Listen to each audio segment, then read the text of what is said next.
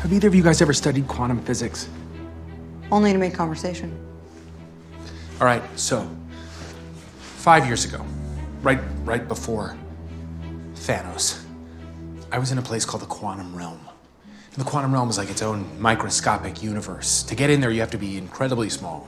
Hope, she's my, she was my... She was supposed to pull me out, and then Thanos happened, and I got stuck in there. I'm sorry, that must have been a very long 5 years. Yeah, but that's just it. It wasn't. For me, it was 5 hours. See, the rules of the quantum realm aren't like they are up here. Everything is unpredictable. Is that anybody's sandwich? I'm starving. Scott, what are you talking about? So, what I'm saying is, time works differently in the quantum realm. The only problem is right now, we don't have a way to navigate it. But what if we did? I can't stop thinking about it. What is up, everybody? It's your boy. It's Konkon. Back at it again. Yeah, he is. So, with me again is the Casual Kid. Say hello. Hey, everybody. How's it going? And we are at the Cantina of Heroes. And what you just heard, we will be talking about Loki Season 1, Episode 2, The Variant. Yeah. There is this amazing theory going all over the internet that the TVA is actually in the quantum realm. Mm-hmm. And we're going to be diving into that a little bit, also talking about Season 1 of Loki, Episode 2, The Variant. Yep. And we got a ton of information, kind of like world-building information about how time travel works and whatnot. And we've seen two modes of time transportation in Marvel. Yep. And we also get a confirmation of the time travel rules for Marvel, which is the paradox, grandfather paradox. Yep. Which, if you're familiar with Back to the Future, that is a perfect example of the grandfather paradox. Yeah, oh, yeah. So, because his parents are fading away, they never met, it affects the future, so on and so forth. Cause and effect. Cause and effect, grandfather paradox. The idea, furthermore, is that time just works differently in the quantum realm, and the same thing is said about the TVA. Yeah, exactly. And so this episode was super, super good. I thoroughly enjoyed it. 8 out of 10 for me for this episode. I mean, if I could give it a 9 or a 10, I would, but I think that the show will get better, so I don't want to give it such a high rating already. What did you think? I think for the stage that it built, all the information that was put into there and the Easter eggs and especially the chemistry between Tom Hiddleston and Owen Wilson. The chemistry that they have through this episode is fantastic. I actually give it a 9 out of 10. It's such a great episode. Watched it a couple of times, and I could keep watching it. It's so good. Yeah, it's super good. And this also, back to like what I was saying about the TVA thing, about how there's actually a scene too where it appears that you can see the TVA in when Ant-Man is going back through the quantum realm. And here is the part about the TVA. This is Mobius. I'm Agent Mobius, by the way.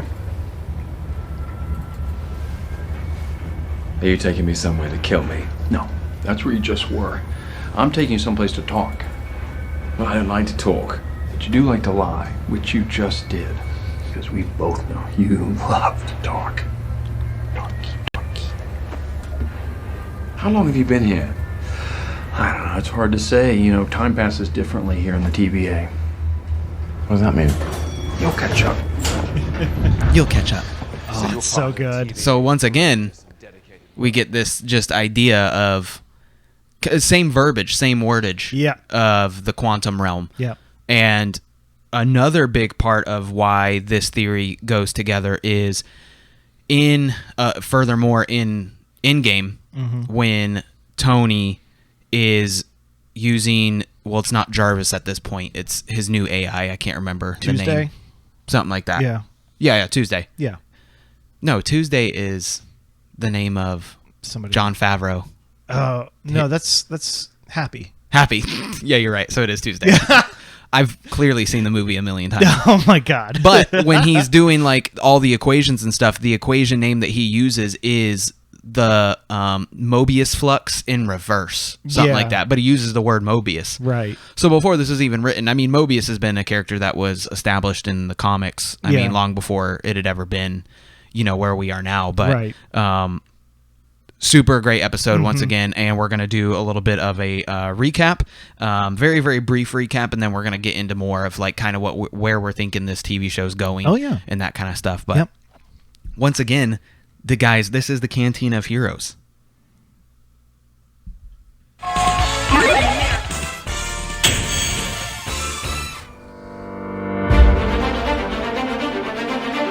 Welcome to the Cantina of Heroes.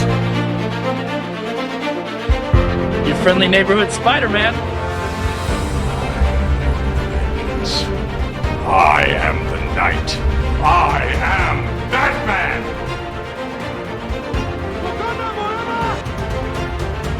Truth is, I am Iron Man. Let the good times roll. Dude, so Loki. Yeah, I know. Dude, this episode legit blew my mind. Oh yeah, there was Super fun. So much good information put in there, and one of the things I'm really liking about the show is whatever principles and concepts that they're putting into the show makes perfect sense. Yeah. Even if it is somewhat complex, at least they break it down, like talking about cataclysmic events. Yeah. And how, because everything's destroyed there's no variant energy because there's nothing to deviate the timeline in that section. There's nothing big enough to do that. Yeah. So just breaking down a simple concept, but thinking about it on a higher level, you're like, oh man, that's so smart. Yeah. It's an incredibly smart show. Yeah. And that's not something that we're used to with a Marvel. Yeah. Is it being smart and being flushed out like this? There's definitely a couple things that I want to point out right off the get-go with this episode.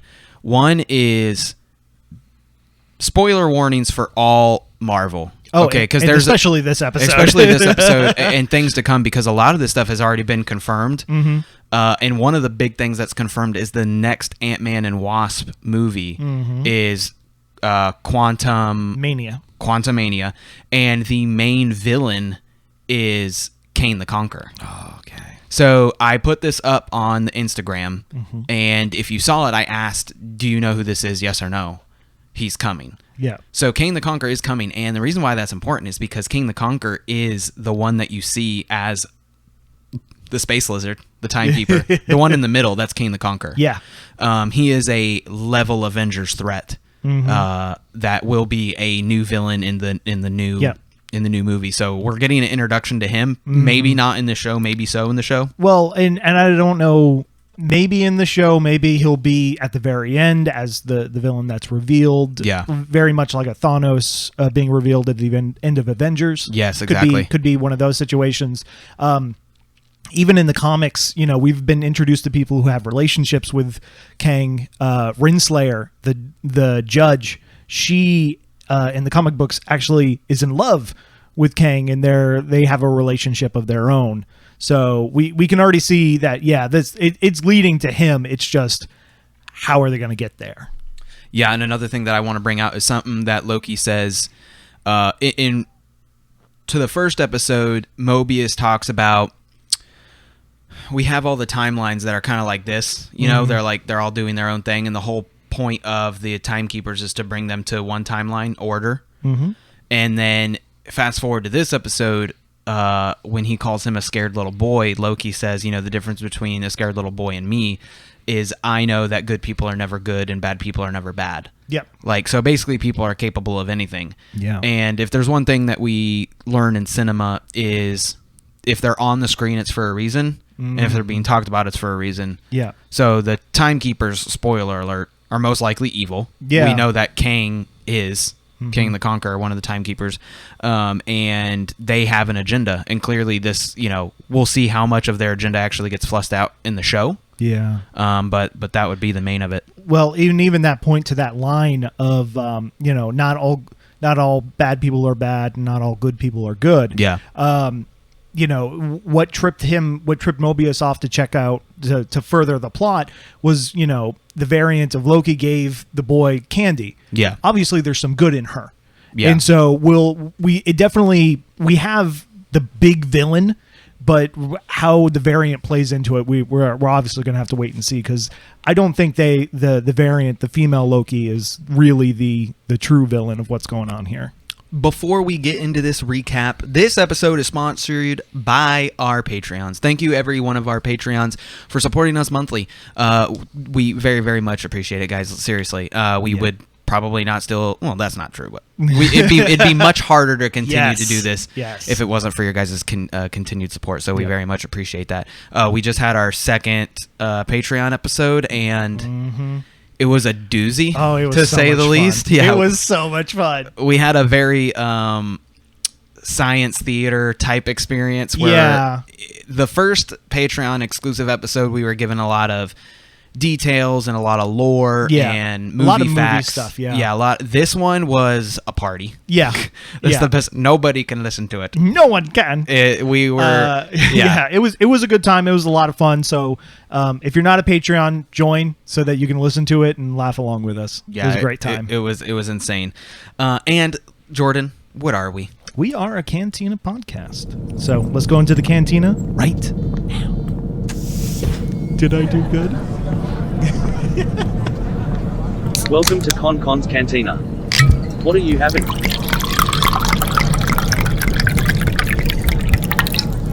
But remember, no droids. This week I am... You can see...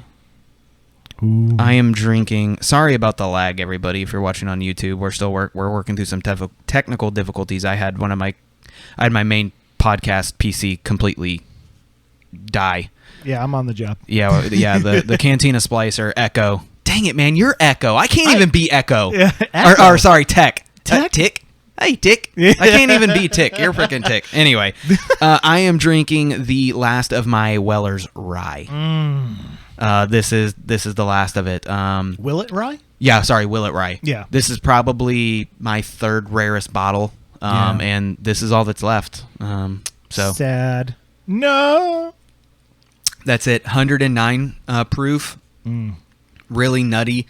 It was definitely better the middle of the bottle. The end of the bottle, I can definitely tell that I didn't transfer it to something that had less air. Yeah. So the flavor changed a little bit, but it's more earthy. Yeah.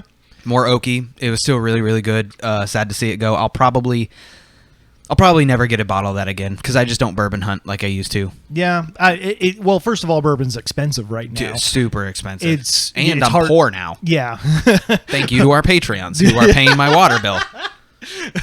Not really, but thanks, guys. Yeah. But yeah, bourbon's hard to find right now. It's a low stock, so bourbon hunting is definitely very difficult to do. But what's your final rating for that final sip?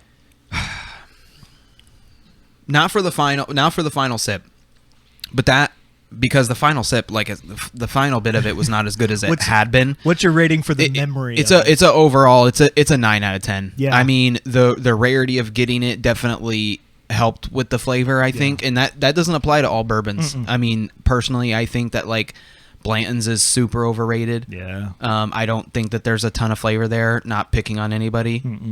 I am picking on Josh. No, I'm just kidding. But like that's just an example of like something that's rare that I don't think that's worth it. That was super rare and that was worth it. But I paid retail for that. That was super good. I'm 9 out of 10 Mandos. I mean, that's tons of flavor, really good proof. I will remember you. I had to do it. What are you drinking? I am actually drinking a beer from Ardwolf Brewing. Oh, okay. Up in Jacksonville. Yep. This is Tripping Wolf. It is an imperial stout with cinnamon, walnuts, and chocolate. It is a 12.8%. Yeah. It is. You're not driving home. Not soon. Not soon. Not soon. No. Yeah, it is a. Oh no. It is a very strong beer. It is very flavorful. It's a thick boy. Yeah. But it has a good amount of sweetness, but it's not overly sweet. Yeah. It's. I would say it's still a really good like dessert beer. It's one of those ones you have on a cold day at the end of the night. Oh, it's perfect for that. I'd give it a solid. Give it a solid 7. Okay. Yeah, it's a really good beer. I think most people would enjoy it, even if you don't like something on the sweeter side. It still has enough notes, but it's sweet too because of how much alcohol. Yeah, I mean the 12% that'll. You be careful with one of these. This will get you messed up. Yeah. But yeah, no, I mean it really does have those notes of chocolate, cinnamon, and walnuts. Yeah. That you can easily pick out. Is it's it really good cinnamon? Yeah. No. It's almost just like a hint. Like okay. You have to get cinnamon right. Yeah. It's more of a. It's not like you just dumped cinnamon in your mouth. Yeah. It's more of like you taste a little bit of the spiciness. Okay. Of that cinnamon. That makes sense. Yeah. Like you would like if you had a beverage and you sprinkle a little cinnamon on top. Yeah. That's it. Okay. It's just a hint of it. It's perfect. Gotcha.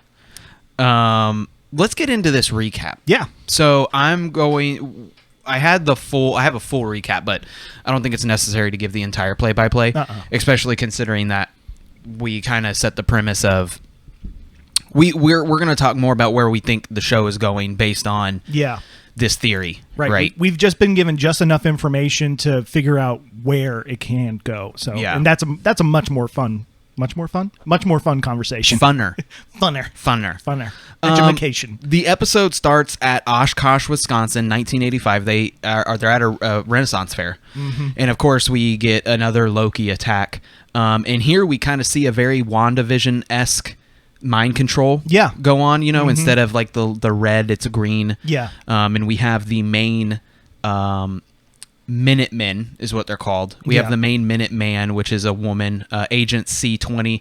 She gets taken over. She takes out some of her people, and then female Loki, as we will come to find out later in the episode, kidnaps her or brings her with her, drags her through the... Grabs a data pad, grabs some charges, and then uses the data pad to time warp out of there. Yep. Later, back in the office after this episode, or this... is it hitting you?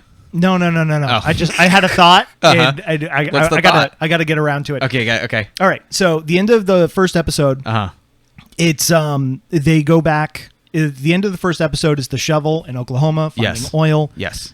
And then the next episode, I'm going to end up being in a circle here. The next episode starts in Wisconsin, 1985. Yes. I'm wondering in what series of events all of this is happening if she's able to time travel.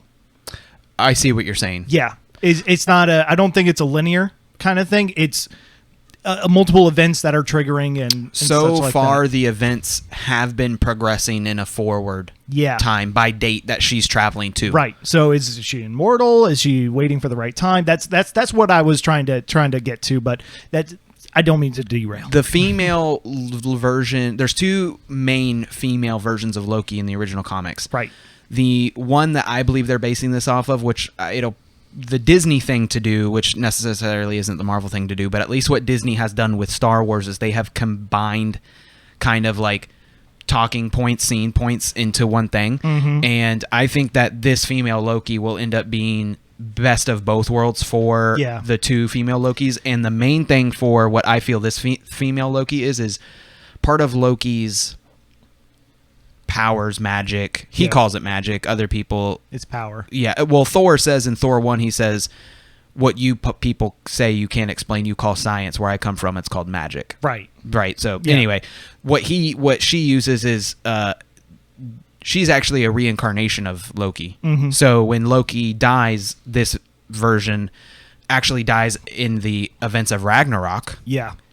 Then reincarnates into a human female. Right. Which I think that's what they'll end up basing this off of, is what I was getting Solvi Lushton yes. is one of the versions. Yes. That's the blonde one. Right. Because there's a brunette and a blonde one. And fun fact, more than likely it is her because... She has the broken horn too. The broken horn. Yeah. She's also originally from Oklahoma.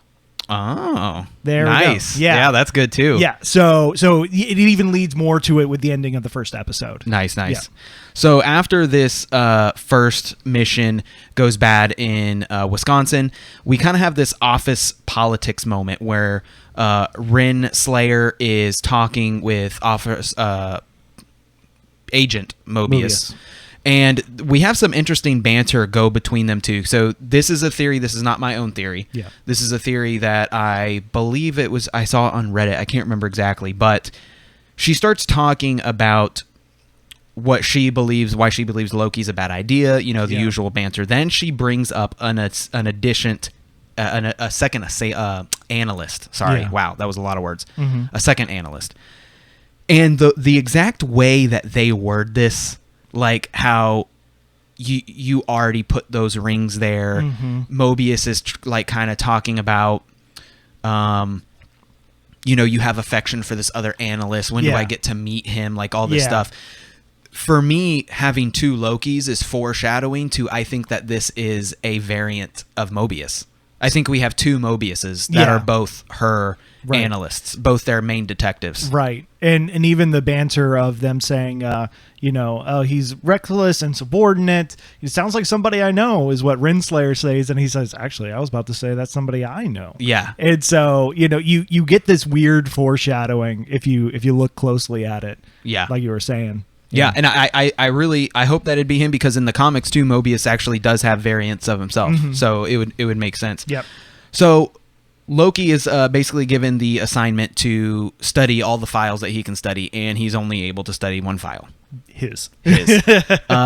More great acting from Tom here. Yeah. We get him discovering, once again, we have to remember that this Loki has not yet experienced his whole life yet, so he hasn't experienced Thor Ragnarok. So he, once again, we get the death of his mother in the first episode, and now we're getting the destruction of Asgard. And Tom, tears on cue, everything hits. I love seeing actors act by themselves. Right. Super good. Well, and you notice that in each episode, every time Loki has an emotional reaction, it leads to him acting on something. Yes. It leads to something bigger happening, or an idea or something like that. So you can see how all of his life is tied to these emotional triggers, and you can see the better version of him coming out because of it. This leads to, once again, him discovering something, which is everything is happening during Nexus events. So the Nexus events... Cataclysm events. And then, so I was wrong about this earlier. Yeah. So the important part is the cataclysmic, my goodness. The disaster event. Let's just call it that. The disaster event. Yeah. Big flood, hurricane, volcano. Nexus is when there is a branch in the timeline. And they have to reset it before we get to the red line. That's Nexus. That's the disaster, you can talk about that. Yes. So he goes through the files and he figures out that everything is happening during a disaster event. We have the funny scene with the salad. He just ruins the salad for absolutely no reason. It's like, no, don't do that. Don't do that. I need my salad. All right, yeah. He goes through all that, and he basically discovers, like, hey, we need to find somewhere where we can test this theory. Yeah. And that brings us to Pompeii. Oh, yeah. So we have the example of Pompeii. It proves his theory right. Proving the theory that anything that happens during a cataclysmic event creates no variant energy, because the event's still going to happen. The destruction of wherever they're at is still going to happen. Yeah. You can't create a branch off the timeline there. So somebody theoretically could go there, make a ton of changes, and as long as the area is still destroyed, nobody's going to catch it. And I wonder if that's because the timekeepers choose that to be. Yeah. Because it's, quote, all according to their will, right? Right. So if they say, this is sanctioned to happen, it's all good. It's kind of like everyone's making the argument like, oh, Loki can't time travel once, but Cap can go back in time, put all the stones back, and then end up with Peggy. Yeah. It's all okay there. Right, right. But maybe he was meant to end up with Peggy. Well, maybe. Of course he was. Well, yeah. Yeah. But at the same time, I don't think it's so much a plot hole in the show. No, I'm not saying it's a plot hole I think it's an imperfection of the timekeepers.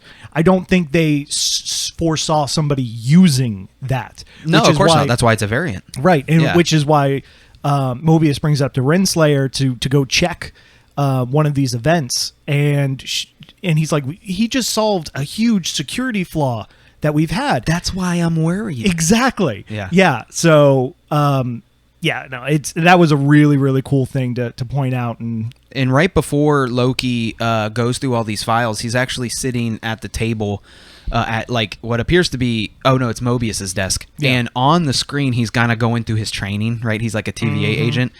And shout outs to Chloe in the Discord. She posted this picture we finally have, this is canon proof. Do you have the picture up too? Yeah. We have the picture of, let's see what we know. If you want to run through these real quick and we'll talk about why this is important. Yep. I had it for a second. It says, it's like a question, like a multiple choice question. Right. It says, Thanos has 2 apples. He eats both and then realizes he wants more. He goes back in time 20 minutes and eats an apple again. Does this mean the apple will not have existed in the timeline he left? And then the answers: A, no, because time is consistently happening. B, the question doesn't matter because the branch cannot change another branch.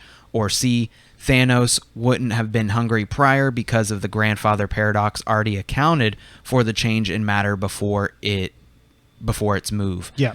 So grandfather paradox, Beans, is how this has been brought up. I feel like this is them outlining grandfather paradox is the law that they operate within time travel. Yeah. So to get the definition of this, because it's literally brought up on screen, the grandfather paradox is a paradox of time travel in which incoexistence emerges through the changing past. The name comes from the paradox description.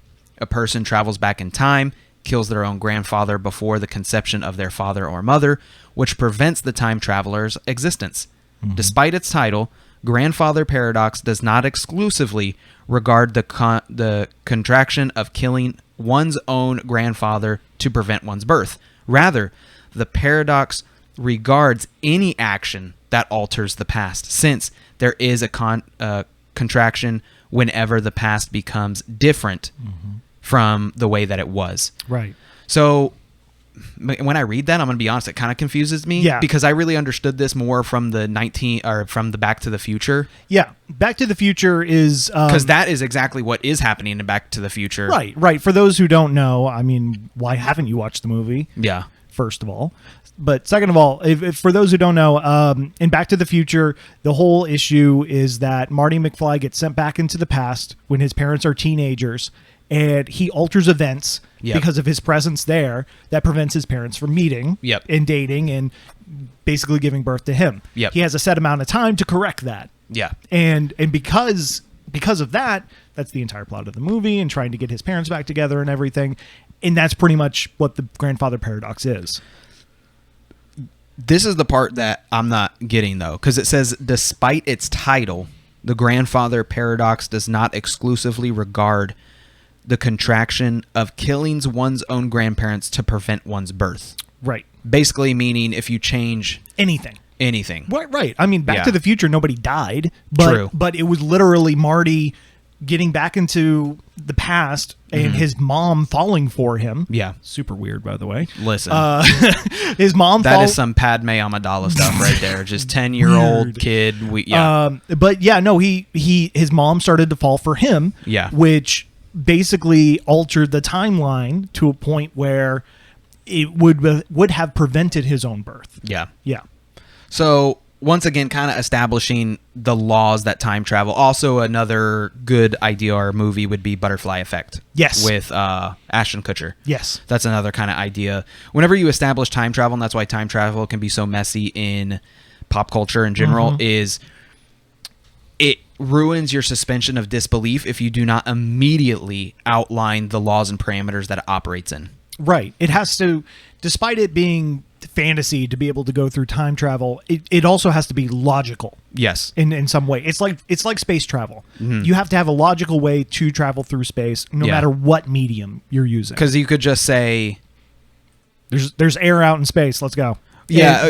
It's like, oh, this happened. Well, did it really? Because I could just go back in time and change it. Right, so if you don't understand exactly how it operates, you can't even create your own concrete theories. Yeah. Because there's endless possibilities of where it could go. Yeah. Ironically, the time thing that we're talking about where it branches off and all that. Anyway. Yeah. Getting ahead of ourselves. So he proves this theory right with the Pompeii. Right. So he goes to Pompeii. He creates a bunch of nonsense there to see if they have any variant energy, meaning he changed the past. Does it change the future? Right. Or does it create a separate branch? Does was it big enough to cause another branch to happen? And literally it doesn't. Pompeii still gets destroyed. Yep.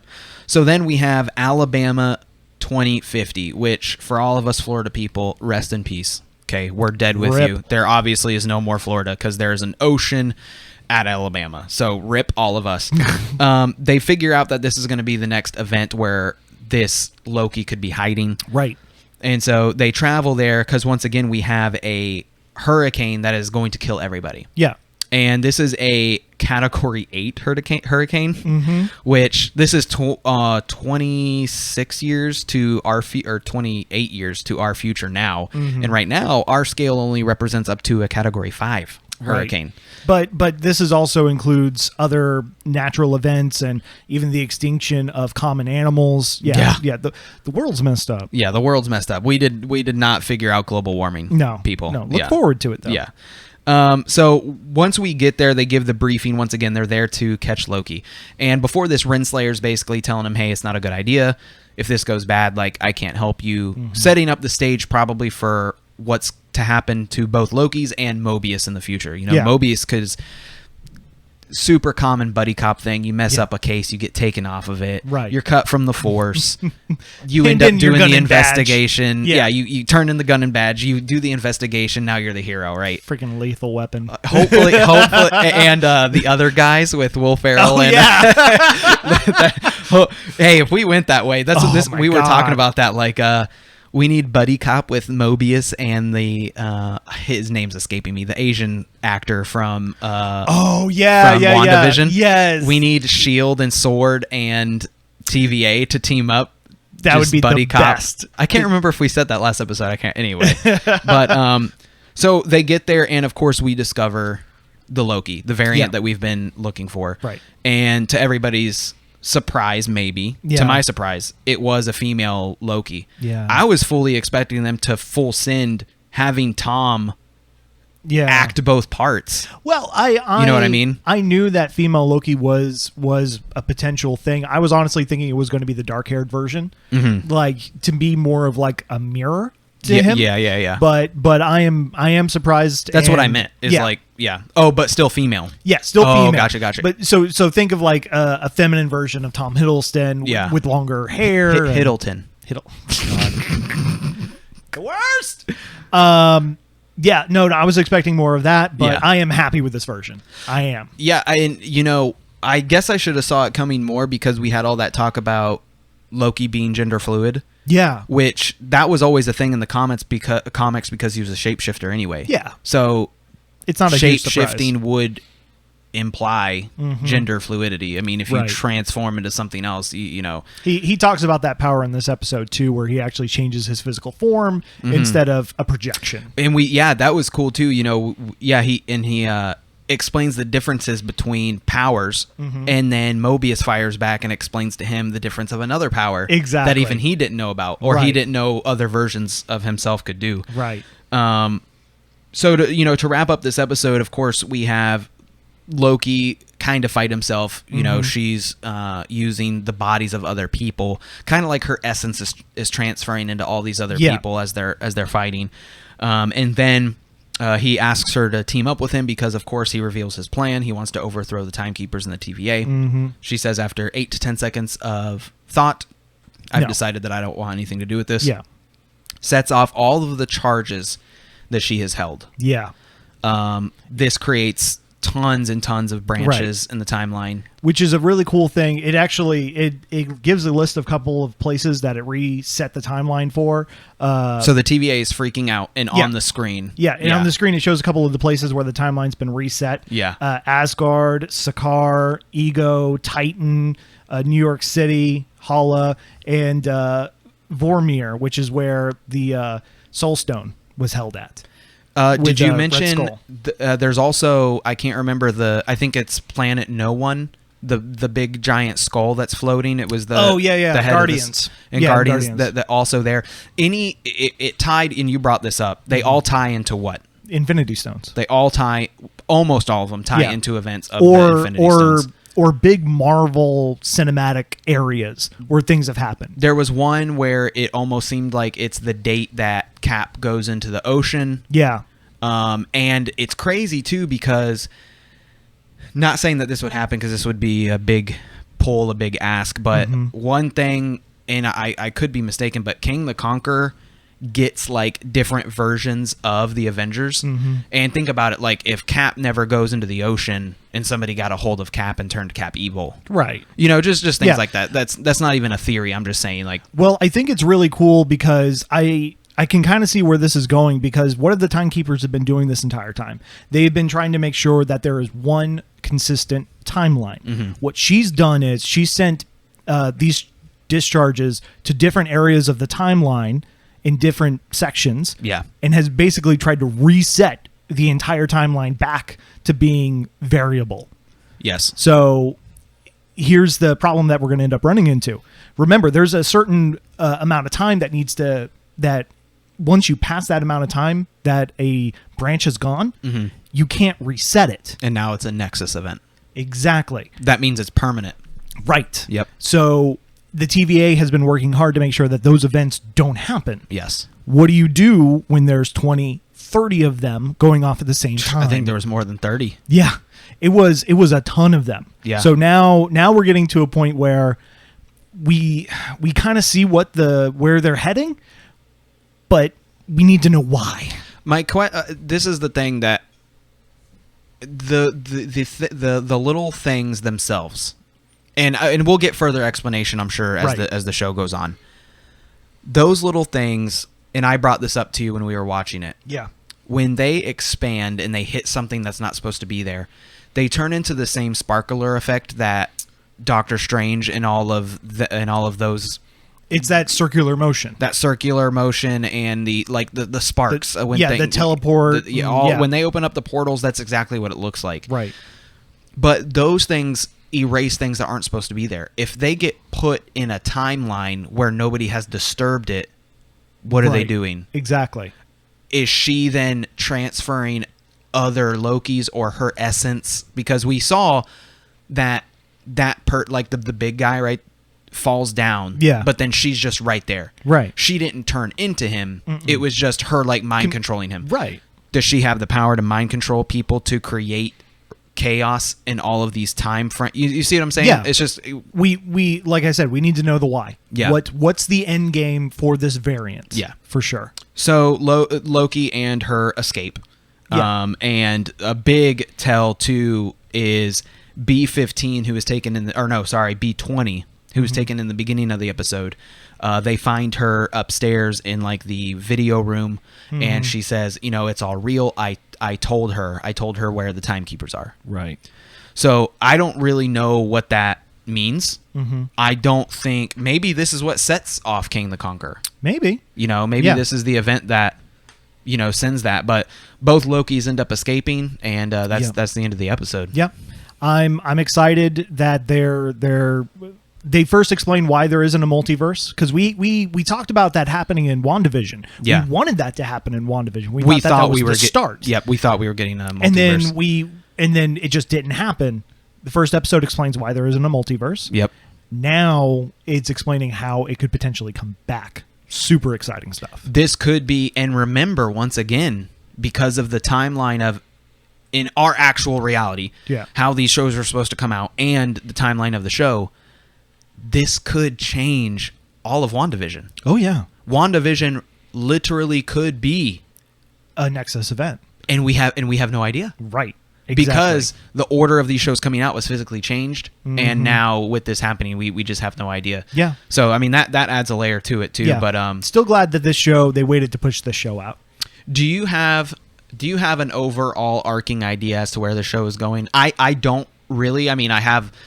Here's my basic idea. Yeah. We have to introduce Kang the Conqueror. Okay. I'm not sure how this show in any way, shape, or form ties into Black Widow. I don't think it necessarily will. Yeah. Because she inevitably dies. Unless there's some weird like post-credits thing.